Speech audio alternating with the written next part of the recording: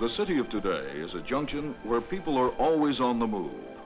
One crossroad creates a meeting place, and 1,000 crossroads bring travelers from all directions of the compass. The growth of this fine city is an outstanding example of what has happened in so many communities in this age of personal mobility. The freedom which the automobile has given us to move from place to place has helped to free our minds. Sleepy villages have become dynamic centers of industry and commerce, of education and culture. Basically, the automobile aids the traveler, and in so doing has brought about many far-reaching results. More than just a means of transportation, it is also a real tool of communication. Communication spreads knowledge, and knowledge is the builder of change. But change is not easily achieved. Often, it is a cycle of events fired by a single idea. One important idea of this century was the application of the internal combustion engine to the automobile. In Chicago, there's an exhibit at the Museum of Science and Industry. It portrays the changes in the American crossroads as well as anything in the history books. Changes primarily due to the automobile. Let's drop in and look back over the years.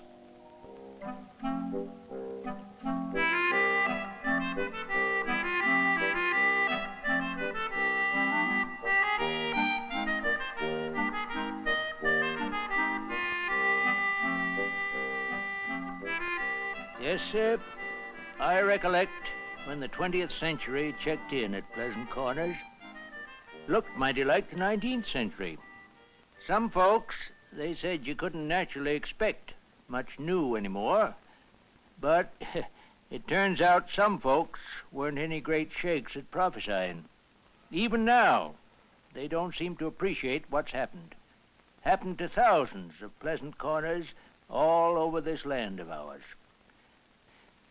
I recollect, just like 'twas yesterday, that afternoon when a parcel of us boys, we was lazing on the front stoop of Adam Hill's store, nothing better to do, and we was passing a few remarks, maybe sizing up this new man, Teddy Roosevelt, or maybe just wishing Springfield wasn't such a fur piece away. And I recollect, too, how we was watching young Betsy McPherson, she was old Doc McPherson's young one, and Adam's boy, Pete, building themselves a mud dam out in the puddles. When down the pike, Springfield way, we see this contraption a-coming. A genuine horseless carriage.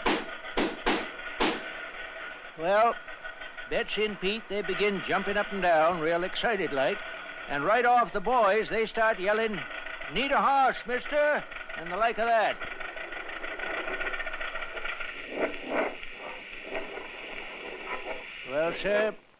Well, sir, it couldn't have happened more comical.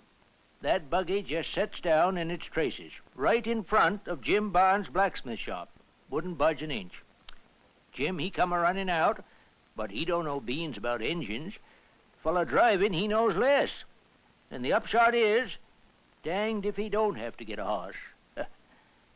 All of us felt right sorry for that fella, wasting his money on a fool device like that. Well, sir, it must have been along about 1908 that them horseless buggies, they began bounding by so often, maybe two in the same day, that Jim Barnes, he went and built himself a garage and started tinkering with engines regular. Never could make one go, though. Well, in 1914, the state surfaced the Springfield Pike. You'd be surprised after that how townsfolk started nosing out our way. Following year, they built the steel bridge and fixed up the Smithtown Road. Darned if some city fella didn't sell old John Marshall the idea of putting up some city-fied, bungalows. Bungalows on his land. All of us felt mighty sorry for old John. Leastways, we did until townsfolk started buying the darn things, and old John built his new barn and all. How was we to know that city folks had that crazy notion of working one place and sleeping t'other? That meat market next to Hill's store, Adam put that up for his son Pete. He figured Pete and Betsy maybe could someday make a nice living out of it. And I guess they would have, too, excepting for Pete's enlisting and going right off to France. Well, that was the year we got a post office. And then that telegram about Pete come from the War Department. As if that wasn't trouble enough for poor Betsy, old Doc McPherson, he caught the flu. Real bad, too. Wouldn't stay down no more'n a cowlick. And finally, Betsy, she had to carry her dad off to the mountains. One lucky thing, though, was she managed to sell the old McPherson place to John Craig and his banker friends. Well, old Doc died the summer they built another room on the school. After a bit, Betsy came back to Pleasant Corners. But it wasn't the same Betsy. First thing we knew, she up and married a queer duck named Harris. We all felt sorry for her, especially when we got news about Pete only being a prisoner. But she went right ahead, trying to make a go of her marriage. Even put up a little lunchroom for Harris down the pike with what was left of her money. Seems like, though, he'd rather drive the county gravel truck when he could work at all. So she pitched in and run the lunchroom herself. She always was a plucky one. Good, sinewy stuff in Pleasant Corners, and it only needed that crazy, one-lunged buggy to bring it out. When you sized up 1920 against that sleepy crossroads of 1900, you realized that we'd come a long way.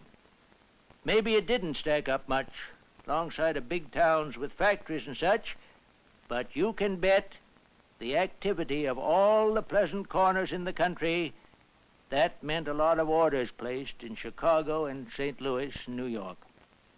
Of course, John Craig over at the First National, he said when the country got back to normalcy, you couldn't look for things changing near so fast.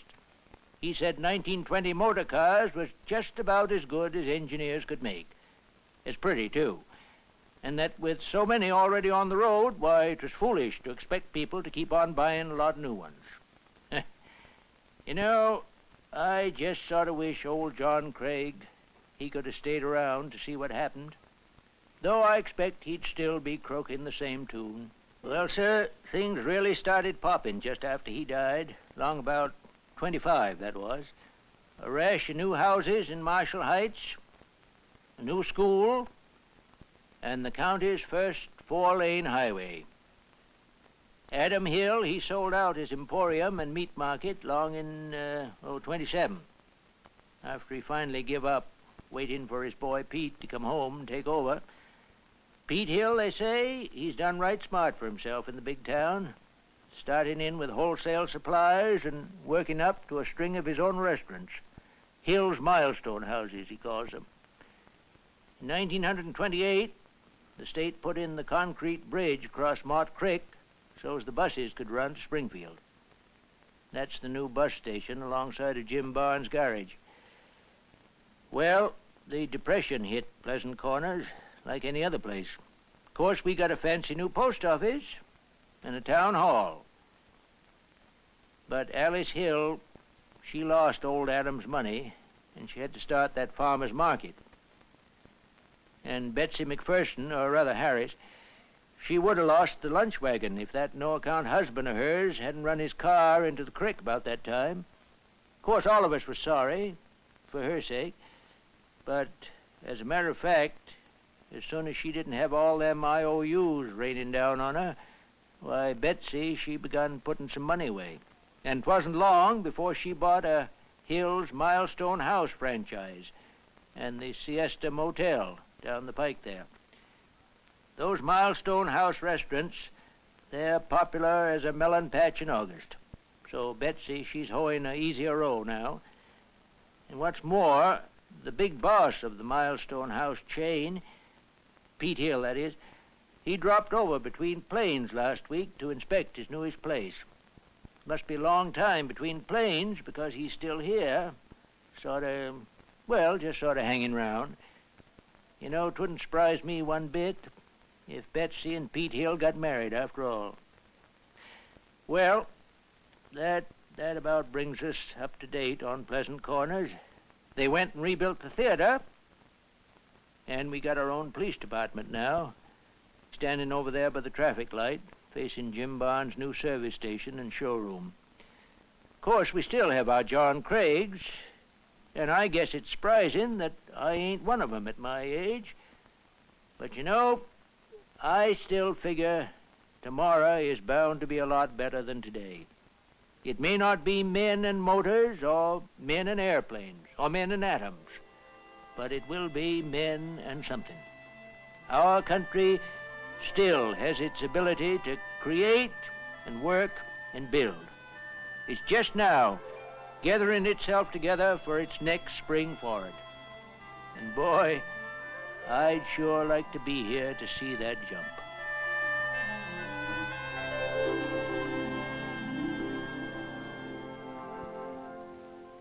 In 1939, the tomorrow which is now today was portrayed by the original Futurama exhibit at the World's Fair. It's interesting to look back at the forecast made more than a quarter of a century ago and find that the dreamers of yesterday had painted a surprisingly accurate picture of our cities and highways as we know them today.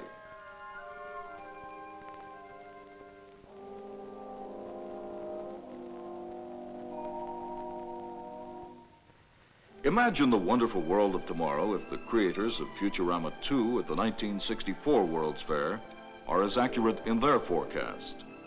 They said we would have thriving villages and cities in the land of the Arctic and Antarctic, crossroads of progress in areas that were once steaming jungles, and towns and motels located far under the sea.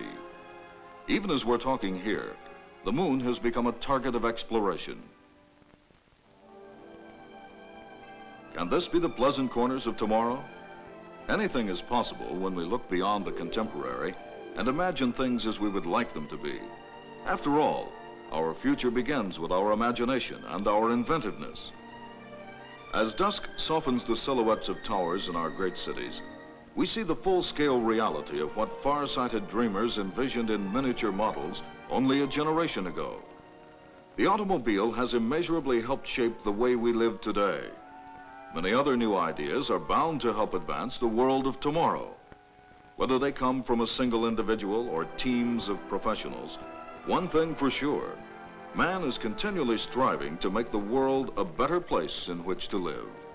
And there is every reason to believe that our progress over the past few decades will be even more accelerated and exciting in the years to come.